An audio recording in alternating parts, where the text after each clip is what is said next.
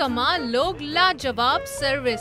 PIA की परवाज से पहले तो खाने से लाल बेग बरामद हुआ, फिर चूहे की मौजूदगी ने हलचल मचाई और अब मानो बिल्ली बिन बुलाई मेहमान बनी चली आई।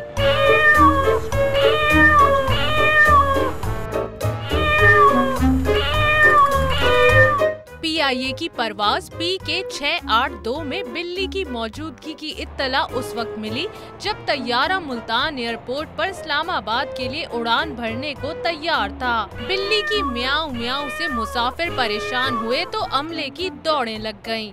जब कुछ न बन पाया तो कप्तान तैयारे को टेक ऑफ के मकाम से वापस ले आया। बिल्ली की आवाज जहां जहां से आई, अमले ने वहां वहां दौड़ लगाई। 1 घंटे के सर्च ऑपरेशन के बाद बिल्ली हाथ आई।